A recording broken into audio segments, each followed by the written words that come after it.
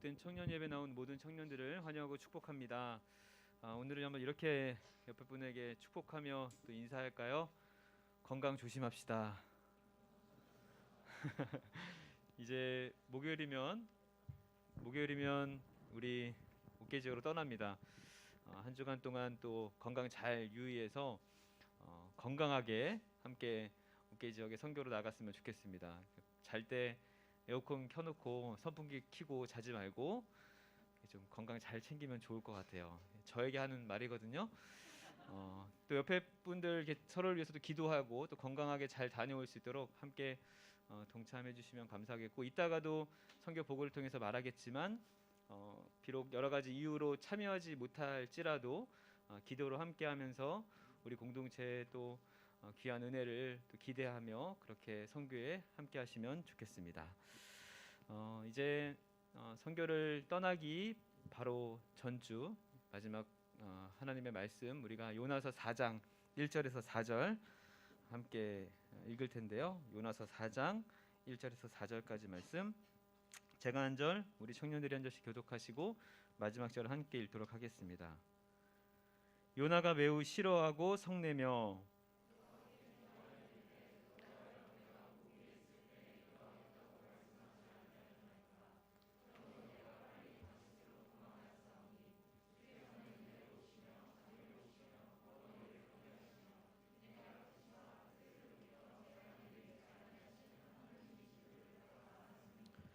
여호와여, 원하건대 이제 내 생명을 거두어 가소서. 사는 것보다 죽는 것이 내게 나음이니이다 하니. 아멘.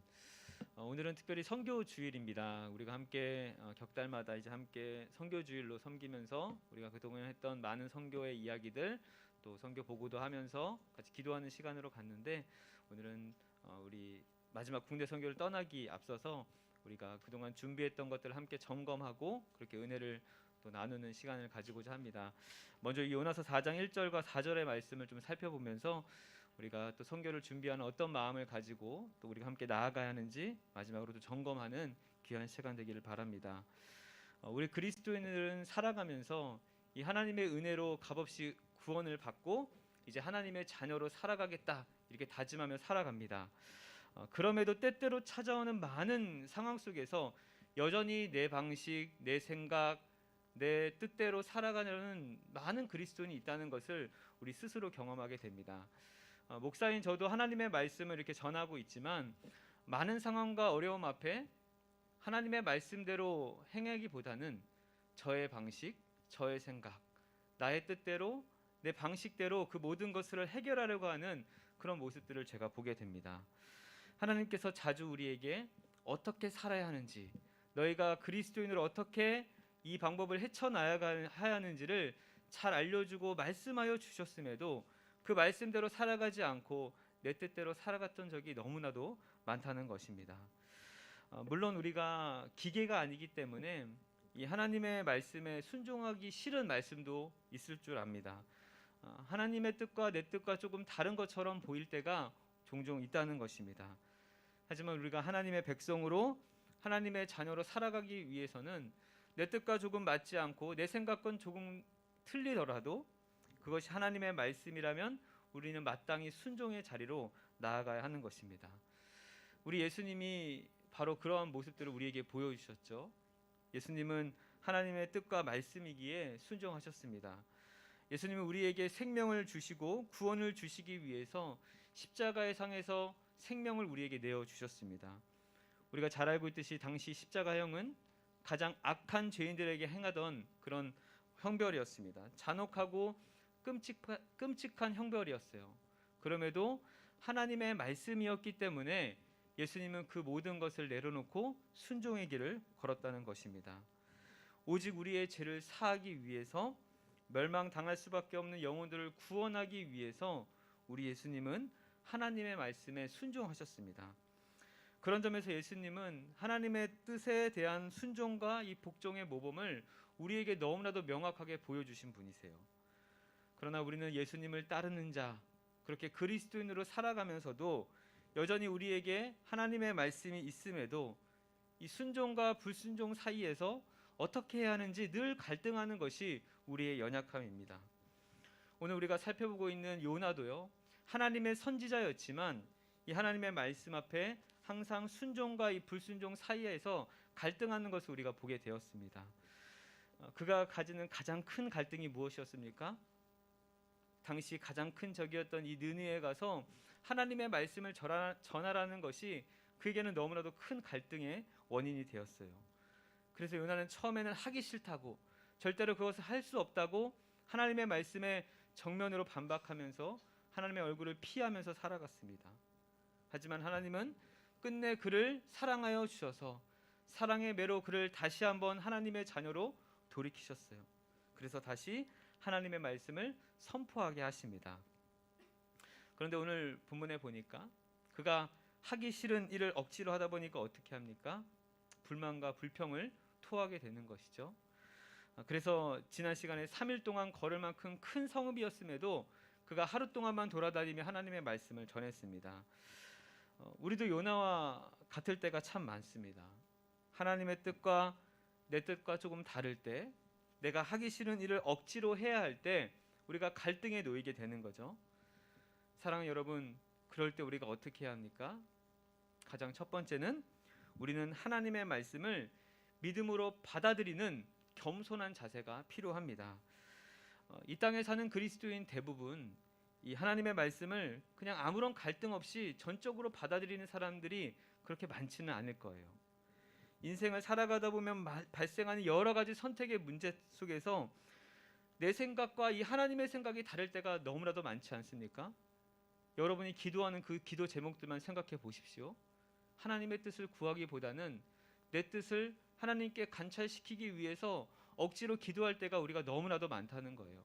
하나님의 뜻을 구하기보다는 내 뜻을 하나님께 맞추기 위해서 계속적으로 이야기하고 요청하는 것이 우리 대부분의 사람들의 모습입니다. 우리가 하는 많은 금식과 이 작정 기도에서도 하나님의 뜻을 이루기보다는 하나님 앞에 내 뜻을 인정받기 위해서 우리가 떼쓰는 기도를 할 때가 너무나도 많다는 것입니다. 요나도 마찬가지였어요. 오늘 본문 1절과 2절 우리 같이 한번 다시 읽어보겠습니다. 1절과 2절이에요. 시작. 요나가 매우 싫어하고 울며 여호와께 기도하여 이르되 여호와여 내가 고국에 있을 때에 이러하겠다고 말씀하지 아니하였나이까.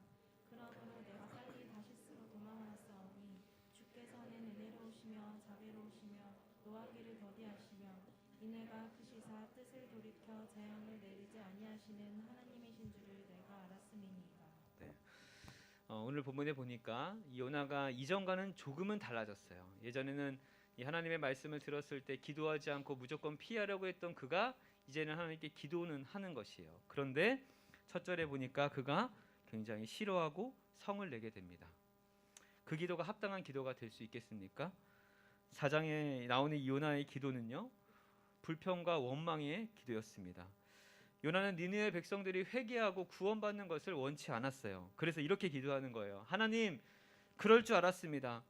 내 생각대로 안 하시고 하나님은 은혜롭고 자비롭고 노하기를 더디하시고 인애가 크시기 때문에 재앙을 안 내릴 줄 내가 다 알았습니다.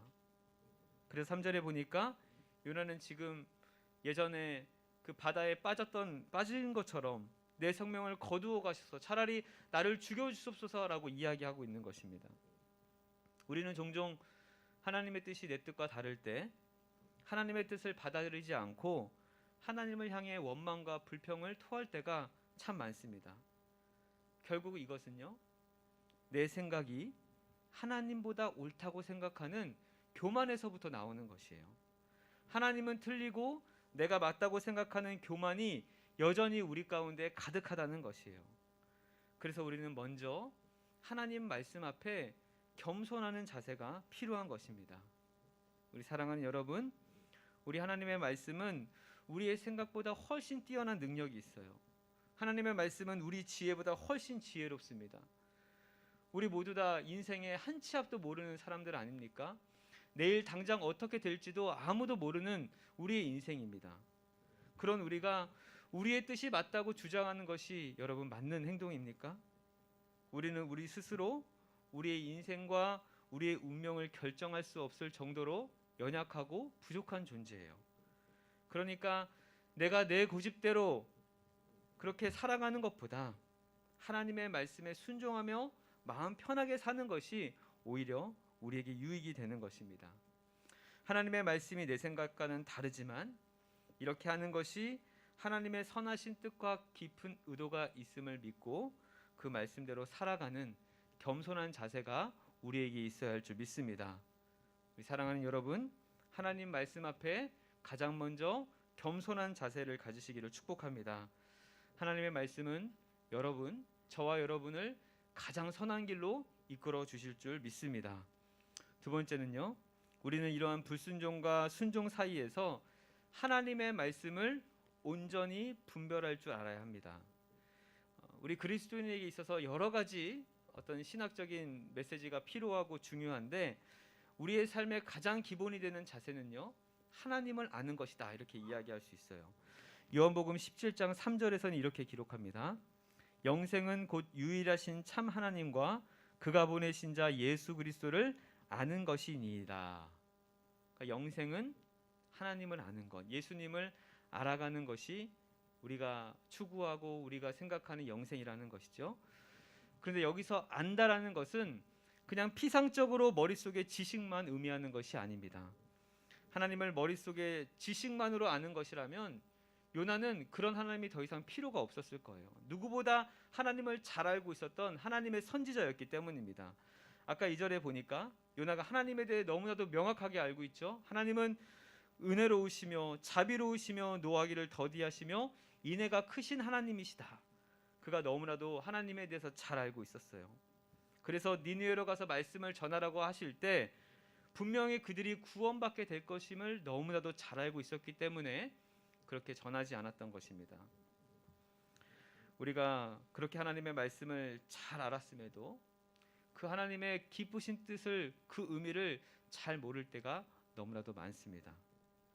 니느웨 백성도 그렇게 사랑하시는데 하물며 하나님의 백성인 요나와 그의 이스라엘 백성들은 얼마나 사랑하시겠느냐라는 그 하나님의 진짜 의미를 요나는 전혀 몰랐다는 것입니다. 어떻게 생각해 보면 우리의 삶 가운데 원망과 불평이 가득한 이유는요, 이 하나님의 말씀을 우리가 온전히 분별하지 못하기 때문인 것입니다. 정확히 말하면 하나님의 말씀에 담긴 진짜 의미를 이해하지 못하고 살아가는 것이에요. 그래서 우리는 이 하나님의 말씀을 대할 때 그냥 피상적인 어떤 정보를 아는 것으로 끝나지 않아야 합니다. 내 삶을 어떻게 인도하시는지, 내 삶을 지금 어떻게 말씀하여 주고 계시는지 잘 적용하며 우리가 바르게 분별하며 살아가야 하는 것이죠. 우리 사랑하는 남서울 청년 여러분, 하나님의 말씀을 그냥 지식적인 것으로만 이해하지 마시기 바랍니다. 여러분의 삶을 가장 아름답게 인도하고 계시는 그 하나님의 말씀을 믿고 그것을 올바르게 분별하며 살아가는 저와 여러분 되시기를 주님의 이름으로 축원합니다. 우리 사랑하는 여러분, 우리는 살면서 이 하나님의 말씀에 대해서 순종과 불순종 사이에서 갈등할 때가 참 많아요.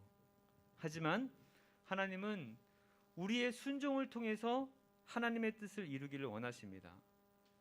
하나님은 분명 이 요나를 통해서 하나님의 일을 이루십니다. 전능하신 분이시기 때문에 요나가 필요하지 않았어요. 사실 요나를 사용하지 않고 다른 사람을 사용하거나 다른 방식으로 하나님의 일을 행하실 수가 있었습니다. 그러나 하나님은 택하신 백성들을 통해서 그 택하신 백성들의 순종을 통해서 하나님의 뜻을 이루기를 원하세요. 왜 그런 줄 아십니까? 우리가 그런 영광스러운 자리에 함께하기를 원하기 때문이세요.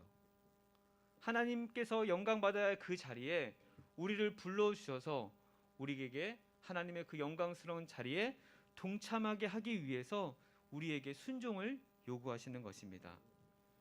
하나님은 요나의 부족함 속에서도 계속적으로 요나를 사용하시고 요나를 부르신 이유는 그 하나님의 영광스러운 자리에 요나와 함께하기 위함이었습니다.